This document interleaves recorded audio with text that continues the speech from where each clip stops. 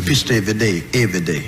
I pitched in 160 some ball games in a row. I did it for 3 years straight. 160? 3 straight. And there were legends that you pitched double headers. Yes, I did. Which is unheard of. And then, yes, I used to pitch double header. Then you play 3 games a day: a morning game, evening game, and a night game.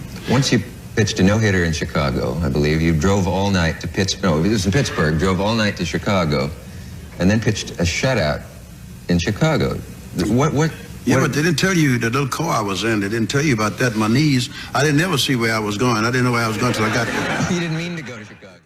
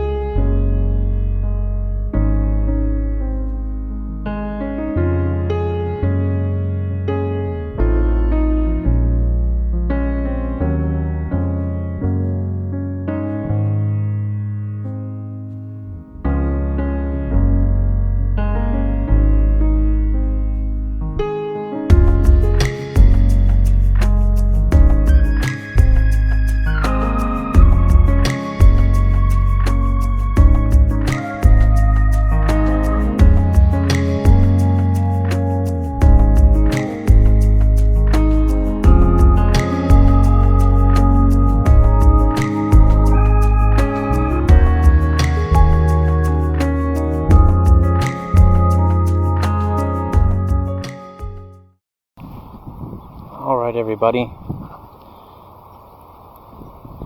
and this is the grave, final resting place of the great, probably the greatest colored pitcher that ever played the game of baseball, Leroy Satchel Paige. Now, it says he was born on July 7th, 1906 to June 8th, 1982. See, somebody left a baseball here for him.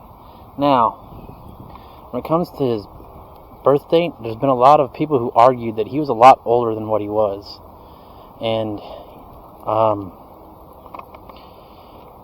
I was just at the Negro League Baseball Museum, and they actually have his original headstone, and it actually has a question mark on his birth date, because nobody knows. Well, people argued that he was born earlier than 1906, and he was one of the oldest baseball players to play the game too. He became a rookie at 41 years old in the major leagues. And this is his wife, Lahoma Jean. And it's an awesome monument. And it says he began work carrying suitcases at Mobile Union Station and devised a sling harness for hustling several bags at once. The other redcap said he looked like a walking satchel tree. Thus, Leroy became Satchel, and Satchel became a legend. And it says here too, this is pretty cool. How to stay young. Avoid fried meats, which angry up the blood. If your stomach disputes you, lie down and pacify it with cool thoughts. Keep the juices flowing by jangling around gently as you move. Go very light on the vices such as carrying on in society. The social ramble ain't restful. 5. Avoid running at all times. 6. Don't look back. Something might be gaining on you.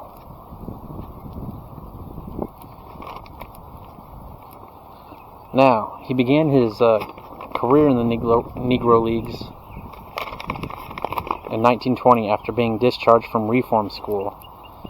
And he became the biggest drawing card in the Negro League Baseball, able to overpower batters with a Bugsy whipped fastball clocked, and he was clocked at 103 miles an hour. So, old boy, he could throw hard. And while I was learning about Satchel Paige, and for one reason why I started all this is because I started playing MLB 23 the show, and they have the Negro League storyline, which you play through as certain players for your time from that time. and Satchel was actually one of the players you get to play. And man, he had some crazy names for his pitches, like crazy. Like, okay, some of his names for his pitches was he had a jump ball, he had a b-ball, he had a screwball, he had a wobbly ball, he had a whipsy-dipsy-do ball, he had a hurry-up ball, he had a nothing ball, and he had a bat dodge. And then he had a hesitation pitch. And with his hesitation pitch, basically all he did was he psyched out the batter by hesitating in his wind-up. Like, he would just hesitate. And, trying to be respectful here and not walk over the grave. And, in 1938, at the age of 32, he suffered an injury to his pitching arm. He thought his career was over, but J.L. Wilkinson, owner of the Kansas City Monarchs, signed him to play first base for the B team, which was the Travelers. He recovered within a year and joined the Monarchs, and he became dominant again, pitching. And I can't believe some of the stories that I've heard about him, about how just great he was. There's a story that I remember where he was on the field, and I believe he had all of his infielders sit down on the bench, walk off the field, and sit down on the bench, because he told them, he's like, I'm going to get these guys out. And lo and behold, Satchel, he got all three batters out without problem, from what I was read and seen. Now on the back of here, I'll read it a little bit. It just says, Leroy Robert Page and Lahoma Jean Brown. They were married March 5th, 1946. And they're the parents of Shirley Miller, Pamela O'Neill, Carolyn Mason. That's a lot of parents. Robert Page, Lula Page, Rita Rogers, Warren Page. It says he began a 27-year second career with the Kansas City Monarchs and made this his home. 3 big moments in his baseball career. He pitched a 5-0 shutout for Cleveland against Chicago in 1948. When he was inducted into the Baseball's Hall of Fame in 1971, he attended the dedication of the Satchel Paige Stadium here just 3 days before his death. Now, from my research, I started reading Satchel, which, after reading it, rightfully so, he thought he was the one that really broke the color barriers, not Jackie Robinson. And Satchel stated, I was the one who started the big talk about letting us into the big time. I was the one who opened up the door for Major League parks for color teams to play in. It was me who should have been first. Which, I mean, if you think about it, he was a little bit before Jackie, but you know, I've heard other stories about other players that actually technically broke the color barrier before Jackie. But that's how he felt. And that was a quote from his autobiography. So 1 year after Jackie Robinson joined the Brooklyn Dodgers, Satchel signed with the Cleveland Indians at 41 years old, the oldest rookie in the league. And he was the oldest rookie to play in Major League Baseball. Page's pitching helped Cleveland beat the Boston Braves in the 1948 World Series. He was the first African-American athlete to play in the World Series.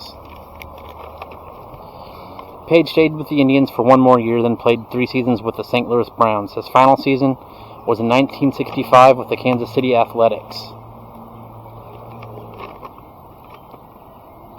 In 1971, Paige became the first player from the Negro Leagues elected into the Baseball Hall of Fame. And at age 59, and this is something that just struck me crazy. Like, it's what legends are made of, and he is a legend. I'm gonna give him that, and he deserves that. He's more than a legend if there's such a thing. At age 59, Satchel, he played 1 game in the majors for the Kansas City Athletics. At 59. We're not talking about your early 40s or mid 40s. We're talking about 59, almost 60 years old. And he pitched 3 shutout innings of baseball. Now, sadly, Satchel passed away on June 8th of 1982 from a heart attack in Kansas City. Because much of his 43-year career was in the Negro Leagues, the statistics records back then were kind of spotty, so it's difficult to say what his actual stats were, but Satchel won the respect of his peers, both black and white. Now, coming from two of the greatest hitters, arguably in baseball, one was Ted Williams, who's probably the greatest hitter in baseball, and the second was Joltin' Joe DiMaggio, who, you know, he owns the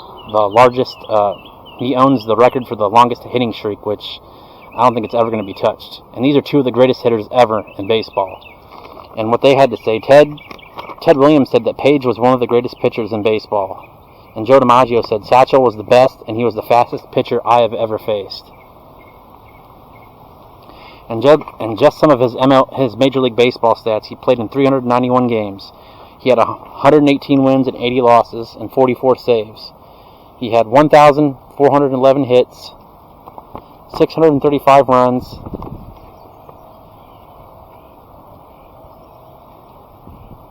and he started in 189 games, and he pitched 1,695 innings. And he had 93 complete games, which that means you pitch from the first inning all the way to the ninth. That's crazy. But back in those days, these old boys, they did that. They pitched all game, and that's why Cy Young, like, nobody's going to catch his career wins or his, you know, like that, because he played every game and he played all 9 innings. And that's what Satchel did. Now, he had 22 shutouts, 1,439 strikeouts, and his career ERA was 2.70. He was an 8-time All-Star, a 2-time World Series winner, and a 2-time ERA title. And yeah, he was something else. Just everything that I've read on him made me even like him even more. And his grave it's a sight to see. Thank you for all the history in baseball, and for being such a great player. Like, I just can't believe at the fact at the age of 59 this man came out, pitched 3 shutout innings in Major League Ball. 59. And again, people still debate that he was 59. They still think he's way older. And makes you kind of just think you're never too old to really do anything, because he became a rookie at 41 years old in the major leagues. And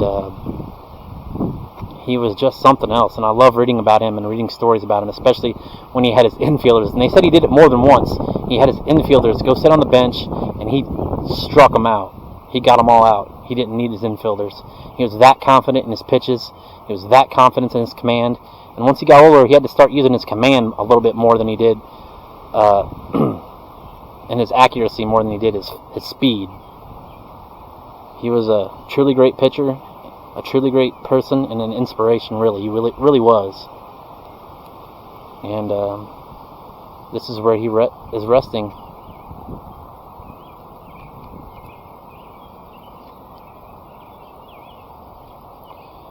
And he's actually buried in the same cemetery as the great Buck O'Neil. And we're going to get to Buck O'Neil in a little bit, and that'll be another video. But yeah, just a phenomenal athlete. Like, I just can't believe he was doing what he was doing at 59 years old. And if he was older than that, good Lord, the work ethic this guy must have had. Just being able to do that, being 59 years old and pitching, wow. Like, I know Nolan Ryan pitched into his late 40s, but man, this man has a ton of my respect, that's for sure. Just everything I've read about the gentleman. And I hope he's resting well, and thank you for being such an inspiration to other colored athletes. And really, if you think about it, he might have had a good argument there about being one of the first ones to open the doors for colored players in the major leagues. So we're going to get out of here, guys, and we're going to go shoot another video, and I hope you guys have a good day, and I hope you enjoyed this video. So if you do like it, please feel free to like, subscribe, and comment, and have a good one.